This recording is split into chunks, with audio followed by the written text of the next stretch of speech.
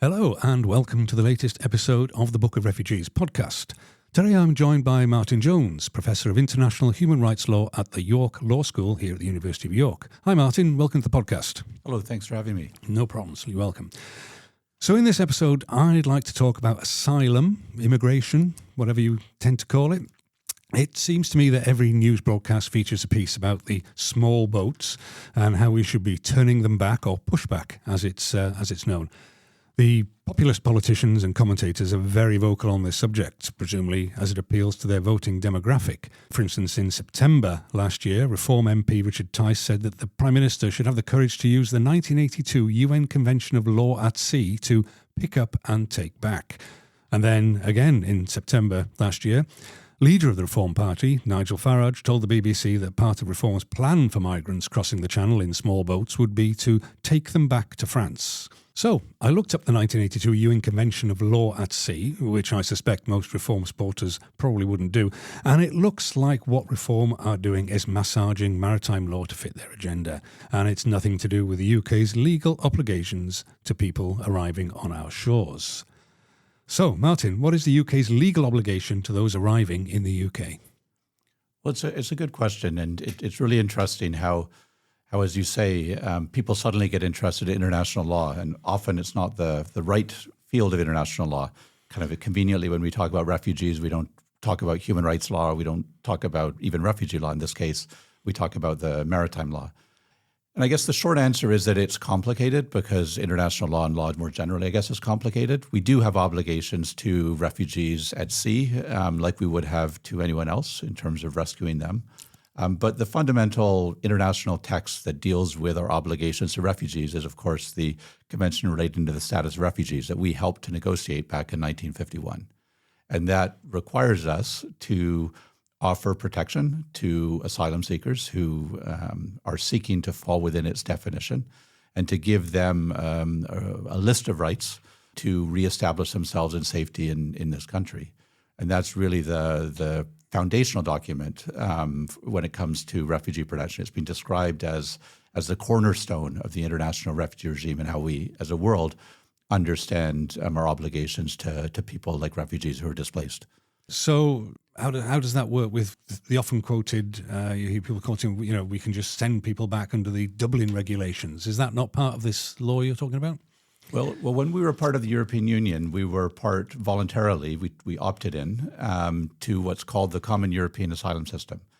And the Dublin regulation is part of that European Union system, which allows effectively asylum seekers to be returned to the place most responsible for their entry into the European Union. So typically that's a place that they've irregularly entered, so a southern border, Italy, Greece, or sometimes that's a place that's given them a visa to enter the European Union. And so when we were part of the European Union, we were part of the Common European Asylum System, and we benefited from the Dublin regulation because, broadly speaking, we were then able to send people back to a range of different European Union states who refugees had arrived in or who had at least passed through before arriving here. But obviously, since Brexit, that all has changed. So the Dublin regulation is no longer part of UK law, and we no longer benefit from that. In order to send a refugee, whether it's to Ireland or to France, or anywhere else for that matter in the European Union, we have to negotiate agreements with either European Union or bilaterally with individual countries. So a vote for Brexit in the belief that it would give the UK more control over its borders was sort of wrong, and those who did so were intentionally misled. Interesting. So once you've arrived in the UK and border control pick you up on the shores of Hastings or something from your boat, what are you then entitled to? What's the process? Why can't we just gather them all up, put them on a boat and send them back to France? Well, I suppose the first thing to say is that in order to send people back to France, you generally have to get the French government to agree to take them, right? I mean, there's no point in driving or piloting your boat back to a French port if the French authorities there aren't going to let you disembark the passengers that you would like to dump on their shores. And, you get into all sorts of insane scenarios where, I think sometimes politicians kind of seem to be proposing that we kind of get into the port of Calais and then we begin tossing people overboard. I mean, this is just, crazy at so many different levels. I mean, the Refugee Convention applies certainly to refugees who manage to find their way into the UK's jurisdiction. I mean, recent UN case law also suggests that the Refugee Convention continues to apply to people who we have kind of effective control over. So arguably, before they even arrive at our shores, if we're intercepting them, particularly if we're intercepting them using our naval vessels, then we would be having control over them and we'd have a responsibility to them. The real question when they arrive is the extent to which they can benefit from the Refugee Convention's protections. And at the center of that question is the question of, do they fall within the definition of refugee in the Refugee Convention? And that requires a refugee to have a well-founded fear of persecution for a range of kind of reasons, to be outside their country of origin, and to be unable or unwilling to get the protection of their country of origin as well. So there's a fairly complicated definition at the center of the Refugee Convention. And the job, once somebody gets here and seeks asylum, is for the Home Office officials to determine whether or not they qualify within the meaning of that term. So they can say that they're a refugee, they can seek asylum on that basis, but then there's this questioning process and this investigation of their background and their circumstances that's meant to determine whether or not somebody actually qualifies as a refugee. And historically speaking, a majority of people who make that claim, including a majority of small boat arrivals in recent years, have been found to meet that definition.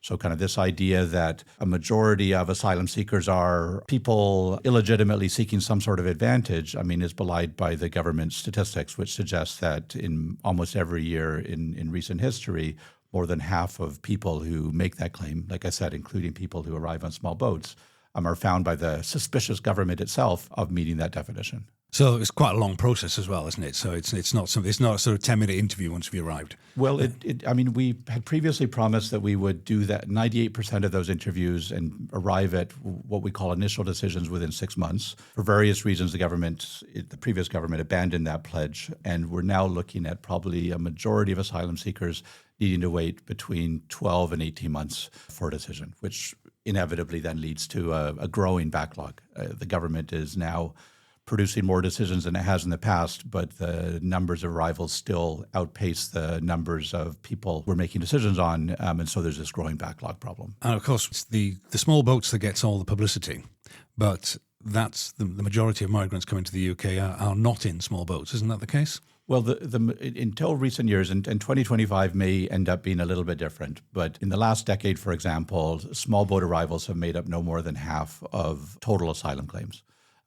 In recent years, it's been getting close to half. This year, if the numbers continue to go up, it'll probably be over half. But what that means is that there's kind of an unreported kind of equal number of people who are coming and seeking asylum through a range of other routes. Yeah, and so small boats are often kind of the most visible way. Obviously, they are arriving in now a very highly visible way, being brought ashore in particular places and the subject of protests and whatnot and news reporting. But I mean, the number I use, for example, is, and given that we're sitting in a university having this conversation right now, is that last year 14,000 university students made asylum claims. Now, I think right-wing politicians might see that as scandalous and as an abuse of a system, but what that tells me is that we're welcoming students from a range of countries into our universities, into our classrooms. They are students alongside all of our other students. And when it comes to the end of their studies, they're from places like Afghanistan or places like Syria, places like Venezuela, places like Sudan these days that have intractable problems that they may have left thinking that things would get better, but in fact, things have gotten worse. And now they are seeking protection as refugees and the ability to remain in the UK until their situation gets better back home. I use this as an example because I think it's very easy sometimes to think of these, particularly when we're talking about small boat arrivals, as kind of a particular strange kind of person we have no connection to who's now imposing themselves on us. And I guess what those 14,000 students who are seeking asylum tells me is that these are people who we're sitting alongside, people who we are commiserating with about the difficulty of exams, people whom we're studying with. And these people are having to make very difficult decisions at the end of their studies about how safe it is for them to return home. And so we need to think about those types of asylum seekers instead of kind of, like I said, these strangers scrambling ashore. These are familiar people we have relationships to already that are simply asking for our help. The media doesn't report so much on those, except, like I said, in maybe a bad way about this is further proof of the corruption of higher education and the visa regime. But for me, at least, it makes it a lot more familiar and relatable. So I think that is something that people don't realise. And I mean, the whole thing with international students and the visa is difficult to comprehend, really. Why? I mean, from my point of view, I don't know why it isn't encouraged more. Really, it's something that we've got in this country that people want. You're absolutely right. I mean, and there's a bigger conversation about kind of the idiocy of counting students as migrants or immigrants in the first place in some of our statistics that kind of artificially inflates our migration numbers as well. There's obviously the discussion of asylum is embedded within a larger politics of migration in this country too. But I guess, like I said earlier, what the students seeking asylum underscores to me is that these are people that we know, people who we otherwise take for granted as experiencing these kinds of problems. I mean, these are people who are familiar to us, who are probably in most cases quietly suffering through anxieties and risks before finally, like I said, usually at the end of their studies when they're confronted with returning home, seeking our permission to stay. I mean, that is a big decision to make, isn't it? Because you're leaving everything behind, essentially, which very difficult. I know that the university does support such students, because through the University of Sanctuary Scheme, Mary Howarth appeared on the previous podcast talking about that. But they wish they could do more, and they can only do so much. Let's look into the future a bit. What do you think the answer to this is? I mean, probably just outside your sphere a little bit, but what do you think we can do about this? I mean, the government have said things like, raising skill thresholds, restricting dependence, and all this sort of thing, boosting domestic training. Yeah, I'd like to see that. They're sort of various, they just sound like sound bites to me, to be honest. I mean, I guess I think probably there's things that we can do, policies that we can adopt that will change how people are received and how people travel here. But I think in order to kind of be realistic about what those policies might look like, I think we have to better acknowledge the context in which people come here. So, last year and probably this year, we will have in the range of 100,000 asylum seekers come in this year, roughly half of them by small boats, half of them through other means to the United Kingdom and seek asylum here. That is in a world in which there are 8 million asylum seekers globally, in which there are 39 million refugees globally, in which there are 130 million displaced persons globally. And so I think the first thing that we need to recognize is that this is a world that is increasingly becoming a world of displacement. There are huge numbers of people's lives, communities' lives, which are marked by displacement. And we need to acknowledge that because, frankly, most of that doesn't happen anywhere close to us. The closest displacement crisis that directly affects us is probably Ukraine. And it's, as many commentators note, it's shocking because it's happening in Europe. Most of these displacement crises happen in, the global majority countries, the global south. And the overwhelming majority of refugees, about 2/3 of refugees, continue to reside in countries in the regions of their origin. So Syrians in Turkey or Lebanon, Sudanese in Egypt, Myanmaris in Bangladesh and Thailand and Malaysia. It is only a tiny number that we get. And you then have to ask, well, why are we getting this small number? And part of the answer is because we go out of our way to make sure it's very hard to get here. And so part of the solution to small boats is probably making it easier for a certain type of person, for a refugee, to get here. And so I think there's been some talk about establishing more legal means for people with connections to the UK to be able to get to the UK in order to claim or at least receive asylum in this country. But I think the other part of the equation is unfortunately something that the government has, I think, too quickly paid too little attention to, which is, one of the other reasons that people move. People move to the UK to seek asylum in the UK partly because of some sort of connection to the UK.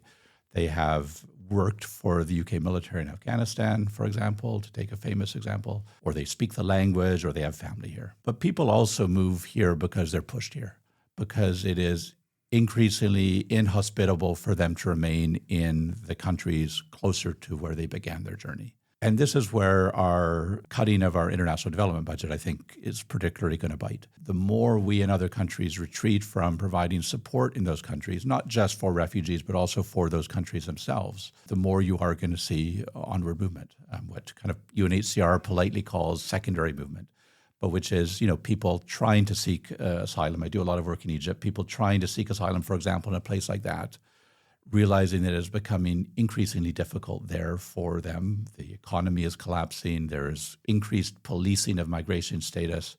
And so then they decide to move, and they move in a very dangerous way across the desert into Libya. and then where they often get detained and put into what are effectively what have been described by Human Rights Watch as torture camps before they get smuggled or trafficked across the Mediterranean to places like Italy, and they travel onwards. And so, we need to pay, I think, more attention both to providing more legal avenues to get people who have good reasons to come here, and that we probably should take more responsibility for their protection in order to get here so that they don't have to take small boats. And then I think we should also be providing support for other countries that frankly are taking up the responsibility that is far greater than the one that we're taking up. The number of refugees in the UK per capita, per GDP, pales in comparison to, as I said earlier, countries in regions of origin, countries like Egypt, countries like Jordan, countries like Lebanon, which at one point in time had a quarter of its population who were refugees from Syria. And so I think we need to recognize that it's not just about kind of fixing the asylum system here, although there are fixes that we need to adopt, but it's also about supporting asylum in a range of other places. I think those sound like good suggestions. It's not just a problem for individual countries to solve. I think we need to sort of work together on that. The whole idea behind the Refugee Convention, which is now 70 plus years old, was exactly that, what you just said, Hugh, which is that this is the type of problem, an international problem that no single state can really figure out a solution for, that benefits from collective action, consistent collective action. And I think there's a genius in that idea, and it works, but it works when there is actual, genuine cooperation and consistency. And I think one of the things that we're risking right now with the kinds of policies that we're threatening here in the UK, but also in other countries, whether it's European countries or places like Australia or the US these days, I think one of the things that we're threatening is undermining that idea of collective, consistent action. And once that begins to go, the whole, like I said, the Refugee Convention has been described as a cornerstone of the international refugee regime. You start pulling away cornerstones in most buildings, and you don't usually get good results. Exactly. It's all down to this sort of populist politics that's so prominent. It's all this sort of dog whistle stuff, isn't it? And of course, you say it has to be consistent, and with governments that change with such dramatic different policies, that consistency is completely lost. Unfortunately, we've run out of time. If you've enjoyed what we've discussed on this podcast and would like to know more, point your browser to the University of York webpage, york.ac.uk, and search for Book of Refugees. And even better, if you'd like to contribute or appear on the podcast, please use the contacts page and get in touch. So all that remains for me to say now is thank you, Martin. Thank you for listening, and goodbye until next time. Thanks so much.